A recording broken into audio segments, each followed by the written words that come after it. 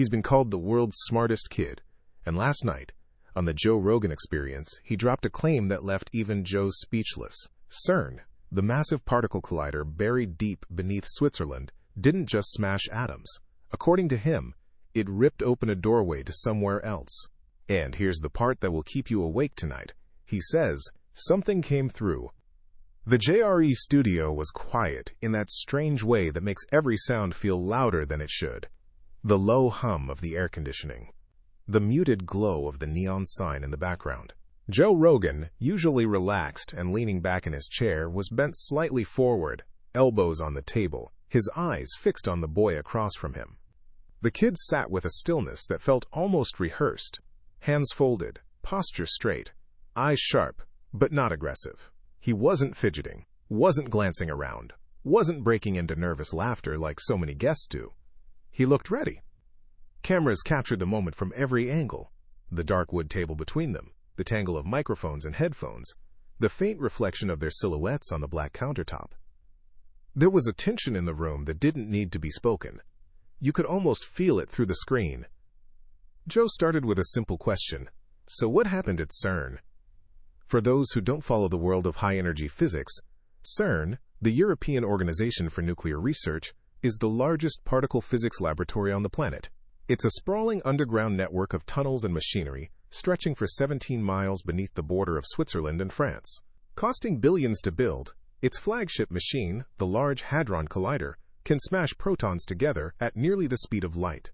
It's where the Higgs boson was discovered, a particle that earned scientists a Nobel Prize and cemented CERN's place in history. But it's also a place that, over the years, has drawn whispers and conspiracy theories. Some say it could open miniature black holes. Others believe it might access dimensions we're not supposed to touch. The boy across from Joe wasn't just smart. He'd been labeled a prodigy since he was 5. IQ tested at 162, placing him above Einstein and Hawking. By the time most kids are figuring out multiplication tables, he was publishing mathematical proofs online that PhDs were discussing in academic journals. He'd been on the JRE before, but this was different. His words didn't come with the scattered enthusiasm of a young mind guessing at mysteries. They came with the quiet certainty of someone who'd seen something he wished he hadn't. And then, he described what he saw. Joe didn't interrupt. He just sat back, eyes narrowing, letting the kid speak. It wasn't random, the boy said, his voice even, almost too calm for what he was describing. They ran the collider at 13.6 tera-electronvolts, the highest sustained run since 2018. Everything should have been predictable. Every reading should have matched the simulations. But it didn't. He paused. Let the words hang there. At first, he continued, the sensors picked up the usual debris. Quarks, gluons, all the stuff we've seen a million times. But then, the data began to align. Not noise. Not chaos. Patterns. Joe tilted his head. Patterns? Yes, the kid said. Geometric, self-reinforcing, like something building itself. The Large Hadron Collider isn't a machine you casually tinker with. It's the crown jewel of particle physics, a circular underground racetrack for protons, flinging them into head-on collisions so violent they briefly recreate conditions just after the Big Bang. But what the boy described sounded nothing like the messy bursts of subatomic chaos scientists expect. This was order. Intent.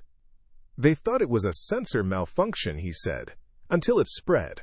The pattern began appearing on other instruments, independent systems. Even the environmental monitors in the service tunnels picked it up. Joe leaned forward. Spread how?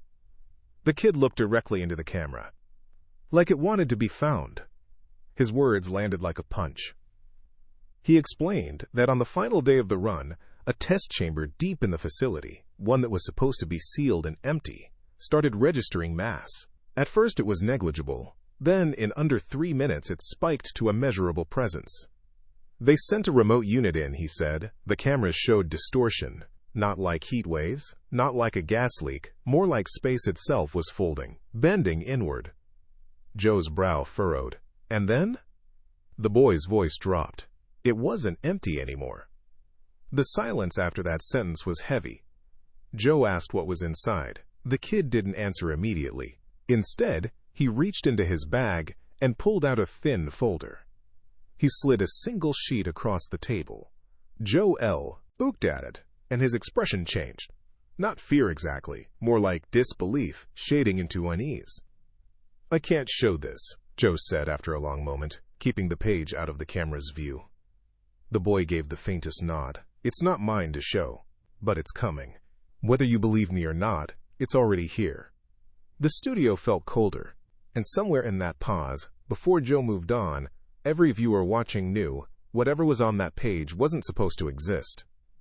Within hours of the episode going live, clips began circulating across social media, edited, re-uploaded, dissected frame by frame. The focus wasn't just on what the boy said, but how Joe reacted.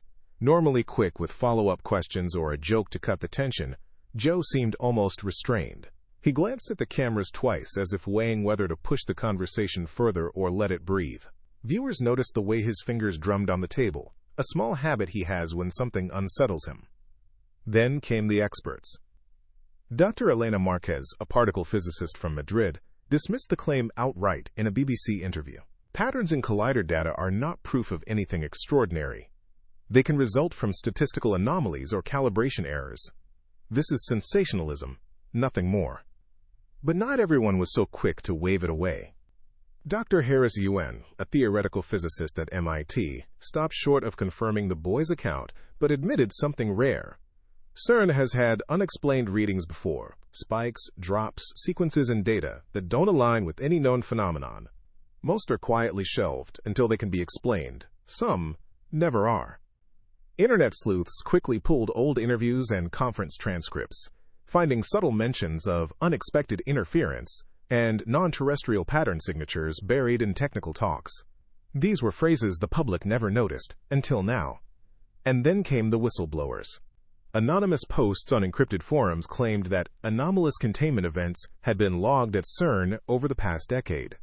One alleged leaked email supposedly between senior engineers mentioned a, quote, persistent geometry in a test chamber that defied spatial modeling. No one could confirm its authenticity, but it was enough to keep the theories alive. The most chilling response came from a man named Philippe Renard, a retired CERN engineer with 30 years on the project. He rarely spoke publicly about his work. This time, he agreed to a brief on-camera interview for a French news segment. "If the boy is telling the truth," Renard said, his voice slow and deliberate, "then we are not preparing for an experiment. We are managing an aftermath." The reporter pressed him. "What do you mean by aftermath?" Renard looked off camera, shook his head, and simply said, "If he's right, we're already too late." Almost immediately, the internet split into camps, each armed with their own explanation for what the boy described. The first camp was the skeptics, rooted in hard science. To them, this was a textbook case of misinterpreted quantum noise. Particle collisions produce vast oceans of data, and within that chaos, it's easy to see patterns where none exist, a phenomenon known as apophenia. Dr. Leonard Graves, a CERN consultant, told a science podcast, "Give me enough random noise, and I can find you a perfect image of the Mona Lisa hidden in it." That doesn't mean Leonardo is sending us messages from beyond the grave. This group believed the boy had either misunderstood or, more controversially, embellished the readings for dramatic effect. But Theory 2 had far more traction with the general public. It came from the idea that CERN's collider might be more than a window into the subatomic world. It could be a doorway. Proponents of the multiverse theory speculated that the patterns weren't random at all, but signals from a parallel Earth. The boy's description of space folding inward sounded eerily similar to how theoretical physicists describe wormholes, or Einstein-Rosen bridges. On Reddit, threads exploded with speculation. Maybe CERN had briefly linked our world to another timeline. Some imagined a mirror Earth, almost identical to ours, while others suggested a place shaped by entirely different physical laws. A popular post read, "If you're talking to another version of Earth, are you still talking to humans, or something that only thinks it's human?" Then there was the most unsettling theory of all, something ancient. Not alien in the sense of coming from another planet, but alien in time. What if the collider's energy tore through the fabric of space-time and touched something that had been here long before us? A civilization erased from history, existing in a dimension just out of reach. The boy's language, it wasn't empty anymore, fueled this fire. Fringe historians drive parallels to ancient myths of gates and bridges guarded by unseen forces. In online forums, users linked the event to Sumerian texts, Hopi legends, even biblical passages about the deep and the Watchers. Pop culture references poured in too. Some likened it to Interstellar, with its depiction of higher dimensional beings influencing our reality. Others went for Stranger Things, warning that CERN might have opened our own version of the Upside Down. What united all these ideas was a single polarizing question. Had we just discovered the ultimate gateway to infinite knowledge or to invasion? Optimists saw the potential for unimaginable breakthroughs, interdimensional travel, instant communication across universes, cures for diseases we haven't even named yet. Pessimists saw a ticking clock, an opening that might not stay under our control. And then, just as these debates reached a fever pitch, the boy gave one more interview. "They think it's closed," he said. "It's not." A pause. "It's not fully open yet, but it will be." 3 days after the boy's second interview, CERN issued a statement so brief it felt almost suspicious. Due to necessary maintenance, collider operations will be temporarily suspended. No timeline, no technical explanation, just a sudden stop. For most of the world, it barely registered, but for those following the story, it was gasoline on an already roaring fire. The shutdown came just days after their most powerful run in years, and right after the smartest kid alive claimed they'd opened something they couldn't close. That same night, residents of nearby Saint-Denis began posting videos to social media. In the grainy footage, strange pulsing lights could be seen low on the horizon, flickering in colors that didn't quite look natural. Deep violet, sharp green, almost like the afterimage you get from staring at the sun. Some swore they felt a vibration through the ground, low and rhythmic, as if the earth itself was breathing. Local radio stations interviewed a farmer who said his cows wouldn't stop pacing and bellowing until well past midnight. A delivery driver claimed his GPS froze when he drove near the collider's perimeter road, his phone showing coordinates that didn't exist on any map. Meanwhile, independent researchers monitoring the area reported something more tangible: background radiation spikes, brief but measurable, in places miles away from the collider. The readings came in waves, peaking every few minutes, as though something was pulsing underground. Then came the boy's update. No interviews this time, just a single post on his private account that somehow still leaked to the public. They're trying to close it before it learns how to stay open. The wording set off a storm. What was it? A natural phenomenon? A living thing? A machine? Or something that defied every category we know? The speculation went into overdrive until a video appeared. Posted anonymously, it was only 20 seconds long, shaky, shot from what looked like a maintenance access point deep beneath CERN. The lighting was dim, the tunnel stretching ahead in perfect symmetry. Then, in the distance, something moved. Not like a person walking. Not like an animal. It shifted in a way that made your brain want to reject it. Like the angles of its body didn't obey the rules of perspective. The footage cut abruptly to black, and for the first time, even the skeptics stopped laughing. If the boy is right, then we're standing at the edge of something that could redefine human history, or end it. The possibilities stretch from the miraculous to the catastrophic, and the line between them might be far thinner than we'd like to admit. On one side lies the dream scenario, controlled exploration. If CERN has truly opened a gateway to another dimension, the potential for discovery is beyond imagination. A stable connection could allow us to study entirely new forms of matter, unlock energy sources that make nuclear power look primitive, or find cures for diseases that have plagued humanity for millennia. The boy's patterns could be the first signs of communication from another intelligence, one far older and more advanced than ours. If approached carefully, it could mark the beginning of a second renaissance. Only this time, the scope wouldn't be our planet, but the multiverse. But the nightmare version is equally plausible. If the opening is unstable, or worse, if it's not under our control, it could be a breach, not a bridge. The thing inside CERN's chamber might not be benign.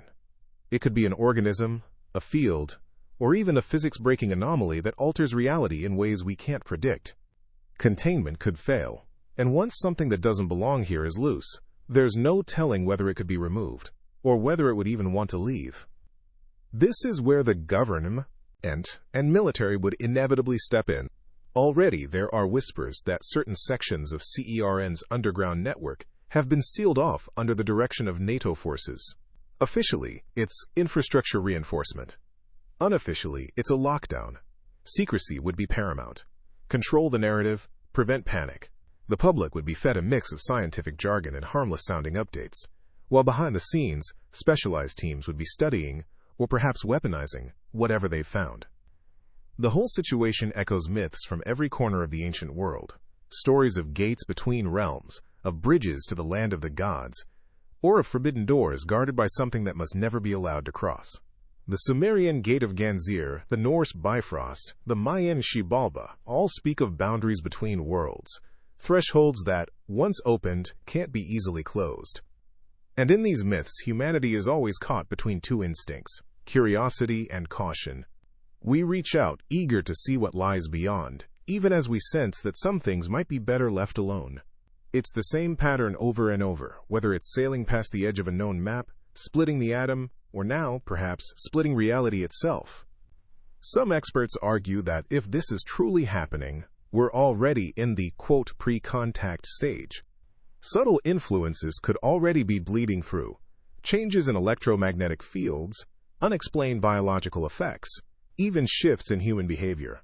If the portal is, as the boy implied, learning how to stay open, then it might not need our help much longer. That idea alone reframes the question entirely. This isn't just about what we might find on the other side. It's about what might already be on its way here. And then came his last words on the subject, quiet, almost reluctant, as if he regretted saying them even as they left his mouth. Don't look for the portal, it's looking for you. Back at the podcast table, the studio lights seemed dimmer than before, as if the air itself had thickened. Joe gave a quick, nervous laugh, the kind that tries to diffuse tension but only makes it worse. The kid didn't laugh. He just watched him, patient and unblinking, the weight of his last sentence still hanging between them. For a moment, neither spoke. The silence stretched, heavy and deliberate, until Joe finally shifted in his chair and changed the subject. But by then, it was too late. The seed had been planted. Everyone watching knew the conversation had crossed a line it couldn't uncross. Images began to flash in the mind.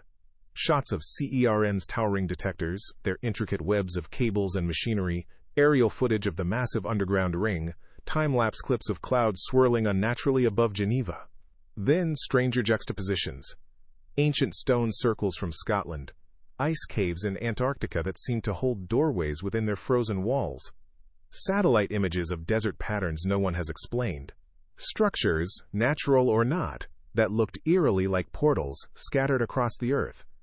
News clips from around the globe rolled in rapid sequence. Mysterious power surges in Japan, sudden magnetic anomalies in the Pacific, pilots reporting shimmering distortions in the sky.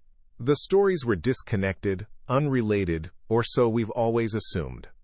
The boy's words echo again. It's not fully open yet, but it will be. So now the question falls to us. Are we witnessing the dawn of a new scientific frontier? Have we brushed against the edges of something humanity was always meant to discover? Or are we, once again, repeating the oldest cautionary tale in history, reaching for a door without knowing what waits on the other side? And if the kid is right, if the portal is not just a machine's byproduct but something alive, aware, then the question isn't whether we'll go looking for it. The question is whether it's already looking for us. A faint heartbeat fades in, slow at first, then quickening. Darkness closes in around the thought, until there's nothing left but the sound, and then silence.